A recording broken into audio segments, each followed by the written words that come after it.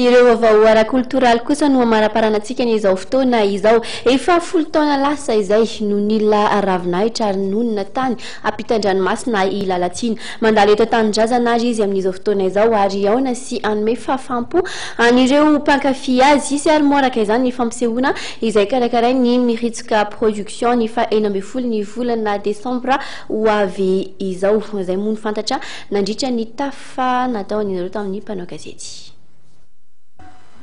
Eo amin'ireo mpankafy azy indray Lalatsina amin'ny alahady 12 Desambra amin'ny 4 ora tolakandro raha 10 taona izay no tsy nisy ny fampisehoana nataony teto an-tanindrazana.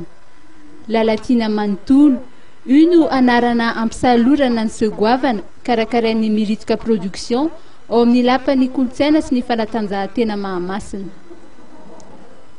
Eny raha ny sitrapo dia manolotra 10 taona kanefa moa tsy fantatra ahoana ny atanterahana izay fa ny zavatra azo atao sy tiana atao ihany no afaka atolotra dia misy fampisehoana maromaro izay karakaraina ao anatin'ny maheto ahy zany a dia ny voalohany dia ao amin'ny lapan'ny fanatanjahantena ao Mahamasina ny 12 volana Desambra amin'ny 4 ora arivo fampisehoana lehibe izay mitondra ny lohateny hoe Lalatsina manontolo.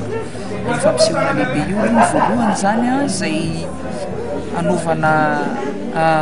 anaovana faobe na anaovana jery ny fiainana ankira Lalatsina nandritra izay nanombohan'ny Lalatsina ny hira fa tsy hoe ny 10 taona fotsiny tsy nateto amin'ny Lalatsina fa hatramin'izay ny antony dia tsotra hoe ny olona ho avy hijery eo mino fa mbola te heno ny hira nataon'ny Lalatsina hatramin'izay ary te heno koa ny zavatra vaovao atolotry Lalatsina amin'izao fotoana izao. Dia izay zany hoe ny hira rehetrarehetra nahalalana ny Lalatsina dia hiraina amin'ny 12 volana iny. Dia misy daty maromaro koa ao aorianan'io satria ao aorianan'io ny 12 volana Desambra dia hivadika amina trano somary kelikely indray isika any amin'ny CCI Ivato dia fampisehoana anankiray hafa satria samy omena ny anjarany avy ny tsirairaiky rehefa tsy afaka amin'ny 12 volana dia omena fahafahana hijery ilay 12 volana. Voalaza fa anampy ny feo mangany amin'izany ireo mpitendry vahiny matianina niara-niasa tamin'ny tany ampita izay ahitana mpitendry gitara, lokanga sy mpitsoka farara ary anamafy izany koa ireo mpitendry eto amintsika. Ankoatra ny fampisehoana goavana dia fantatra ihany koa fa hivimbina rakikira vaovao i Lalatsina ho voandalana atolony ho an'ireo mpankafy azy.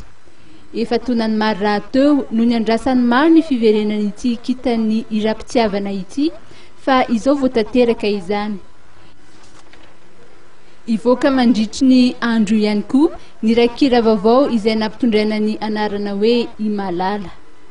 Mbola misy ny tapakila ho an'izany fampisehoana goavana izany ka ray alina ariary ny réservation ary 2 alina ariary kosa ny invitation.